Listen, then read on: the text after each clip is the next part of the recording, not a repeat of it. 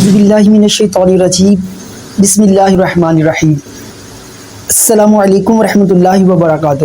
مسلم شریف کی حدیث 2311 میں ہے، حضرت ابو ہریرہ رضی اللہ تعالی عنہ روایت کرتے ہیں کہ رسول اللہ صلی اللہ تعالی علیہ وآلہ وسلم نے ارشاد فرمایا، ایک دینار وہ جو تم اللہ کی راہ میں خرچ کرتے ہو۔ دینار سے مراد یہ ہے کہ جو اس وقت کی کرنسی تھی، جیسے کہ ہمارے پاکستان میں اس وقت ہم کرنسی کو روپیہ کہتے ہیں، تو پیارے محبوب صلی اللہ تعالی علیہ وسلم نے ارشاد فرمایا کہ ایک دینار وہ جو تم اللہ کی راہ میں خرچ کرتے ہو، اور ایک دینار وہ جو تم غلام آزاد کرنے کے لیے خرچ کرتے ہو، اور ایک دینار وہ جو تم کسی مسکین پر صدقہ کرتے ہو، اور ایک دینار وہ جو تم اپنے اہل و عیال اپنے گھر والوں پر خرچ کرتے ہو۔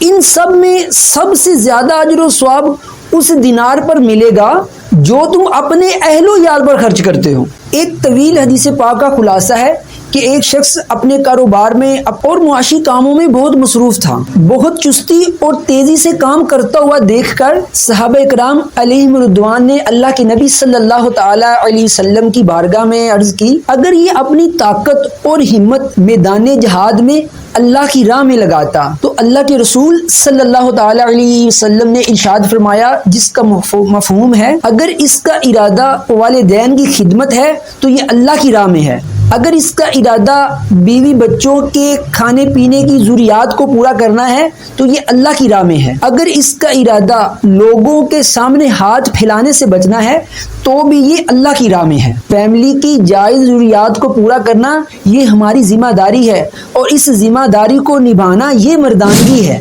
دوستو، معاشی اور مالی طور پر خود کو مضبوط کرنا بہت ضروری ہے تاکہ آپ کو یا آپ کی فیملی کو اپنی خواہشات اور ضروریات کو پورا کرنے کے لیے دوسروں کے آگے ہاتھ نہ پھیلانا پڑے، دوسروں کے چہروں کی طرف نہ دیکھنا پڑے۔ جب بھی کبھی خوشی کا موقع آئے تو دوسروں سے ہی مدد کی امید نہ لگانی پڑے۔ مرد ہیں تو مرد بنیں، اپنی فیملی کو اپنے ہونے کا ثبوت دیں، کچھ کر کے دکھائیں، پھر چاہے کوئی بیٹا ہو، باپ ہو یا شوہر ہو۔ اپنی ضروریات کے لیے دوسروں سے امیدیں لگا کر جینا، اپنے بچوں کی ضروری خواہشات کو پورا نہ کرنا، اپنے احساسات کو دبا دبا کر جینا، یہ جینا بھی کوئی جینا ہے۔ اپنے خوابوں کو ساری زندگی سینے میں دبا کر مر جانا، یہ مرنا بھی کوئی مرنا ہے۔ اس طرح کے نہ جینے میں مزہ ہے نہ مرنے میں مزہ ہے۔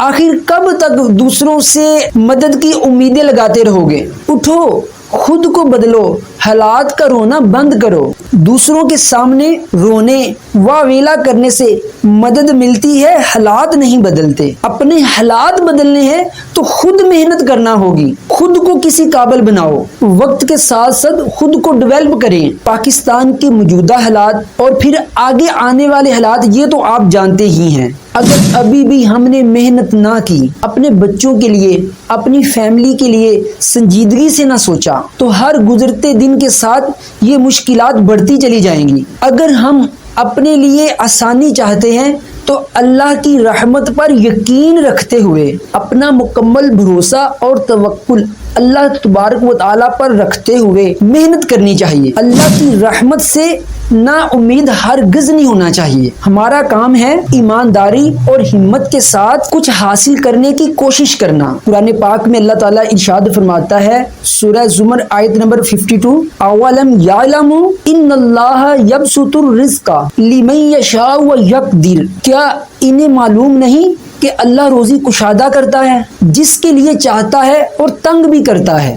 اور آگے سورہ زمر کی آیت نمبر 63 میں اللہ تعالیٰ ارشاد فرماتا ہے، لہو مقالید السماوات والارض، آسمانوں اور زمین کی کنجیاں اسی کے ہاتھ میں ہیں۔ سورہ نجم آیت نمبر 39، وَأَن لَيْسَ لِلْإِنسَانِ إِلَّا مَا سَعَى، اور یہ کہ انسان کو وہی ملتا ہے جس کی وہ کوشش کرتا ہے۔ تو دوستو، آج کی ویڈیو میں اتنا ہی۔ ویڈیو اچھی لگے تو لائک اور شیئر ضرور کریں۔ اگر آپ چینل پر نئے ہیں تو چینل کو سبسکرائب کریں، اپنی رائے کا اظہار کمنٹ میں کریں۔ اپنا اور اپنی فیملی کا اچھے سے خیال رکھیں۔ اپنے بھائی کو اجازت دیجیے۔